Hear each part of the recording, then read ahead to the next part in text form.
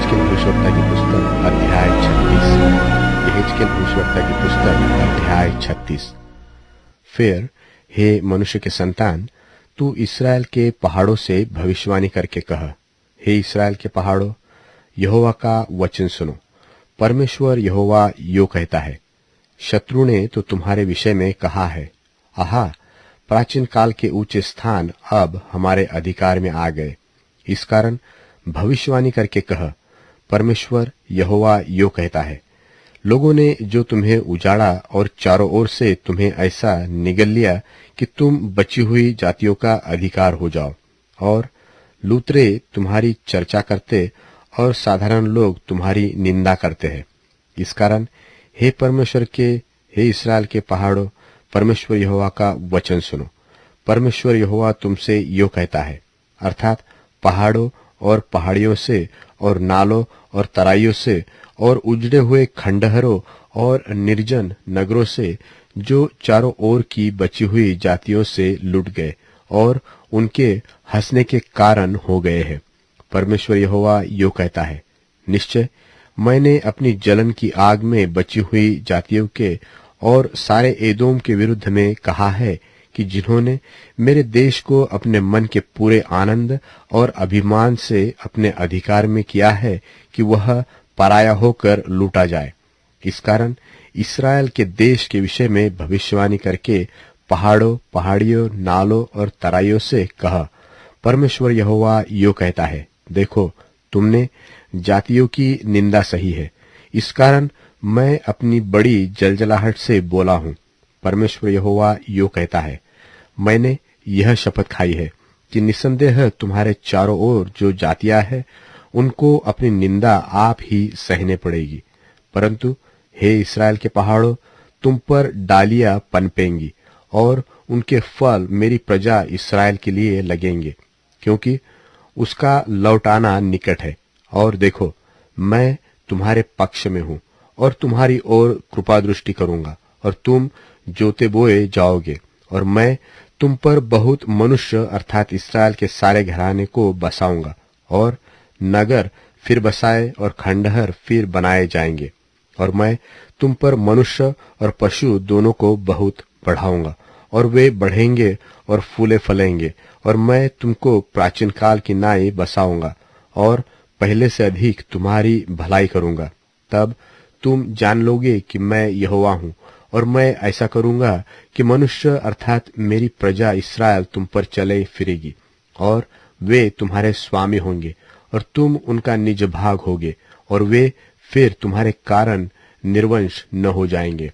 परमेश्वर यहोवा यो कहता है, जो लोग तुमसे कहा कहते हैं कि तू मनुष्य का खाने वाला है और अपने पर बसी हुई जाति को निर्वंश कर देता है, सो फिर तू मनुष्यों को न खाएगा और न अपने पर बसी हुई जाति को निर्वंश करेगा। परमेश्वर यहोवा की यही वाणी है। और मैं फिर जाति जाति के लोगों से तेरी निंदा न सुनवाऊंगा, और तुझे जाति जाति की ओर से फिर नामधराई न सहने पड़ेगी, और तुझ पर बसी हुई जाति को तू फिर ठोकर न खिलाएगा। परमेश्वर यहोवा की यही वाणी है। फिर यहोवा का यह वचन मेरे पास पहुंचा, हे मनुष्य के संतान, जब इस्राएल का घराना अपने देश में रहता था, तब अपनी चाल चलन और कामों के द्वारा वे उसको अशुद्ध करते थे। उनकी चाल चलन में कृतुमती की अशुद्धता सी जान पड़ती थी। सो जो हत्या उन्होंने देश में की और देश को अपनी मूर्तों के द्वारा अशुद्ध किया, इसके कारण मैंने उन पर अपनी जलजलाहट भड़काई, और मैंने उन्हें जाति जाति में तीतर बितर किया, और वे देश देश में छितर गए। उनके चाल चलन और कामों के अनुसार मैंने उनको दंड दिया।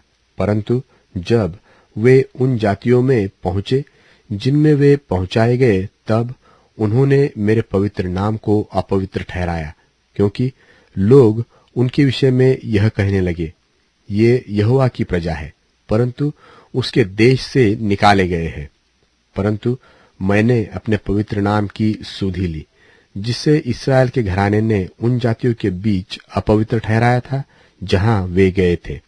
इस कारण तू इस्राएल के घराने से कह, परमेश्वर यहोवा यो कहता है, हे इस्राएल के घराने, मैं इसको तुम्हारे निमित्त नहीं परंतु अपने पवित्र नाम के निमित्त करता हूं, जिसे तुमने उन जातियों में अपवित्र ठहराया जहां तुम गए थे। और मैं अपने बड़े नाम को पवित्र ठहराऊंगा। जो जातियों में अपवित्र ठहराया गया, जिसे तुमने उनके बीच अपवित्र किया, और जब मैं उनकी दृष्टि में तुम्हारे बीच पवित्र ठहरूंगा, तब वे जातियां जान लेंगी कि मैं यहोवा हूं।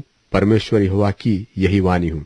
मैं तुमको जातियों में से ले लूंगा और देशों में से इकट्ठा करूंगा और तुमको तुम्हारे निज देश में पहुंचा दूंगा।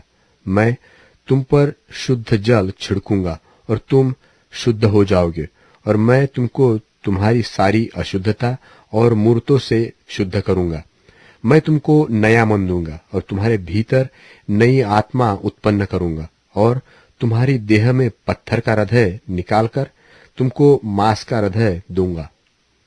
और मैं अपना आत्मा तुम्हारे भीतर देकर ऐसा करूंगा कि तुम मेरी विधियों पर चलोगे और मेरे नियम को मानकर उनके अनुसार करोगे। तुम उस देश में बसोगे जो मैंने तुम्हारे पितरों को दिया था, और तुम मेरी प्रजा ठहरोगे और मैं तुम्हारा परमेश्वर ठहरूंगा। और मैं तुमको तुम्हारी सारी अशुद्धता से छुड़ाऊंगा और अन्न उपजाने की आज्ञा देकर उसे बढ़ाऊंगा और तुम्हारे बीच अकाल न डालूंगा। मैं वृक्षों के फल और खेत की उपज बढ़ाऊंगा कि जातियों में अकाल के कारण फिर तुम्हारी नामधराई न होगी। तब तुम अपने बुरे चाल चलन और अपने कामों को जो अच्छे नहीं थे स्मरण करके अपने अधर्म और घिनौने कामों के कारण अपने आप से घृणा करोगे। परमेश्वर यहोवा की यह वाणी है, तुम जान लो कि मैं इसको तुम्हारे निमित्त नहीं करता।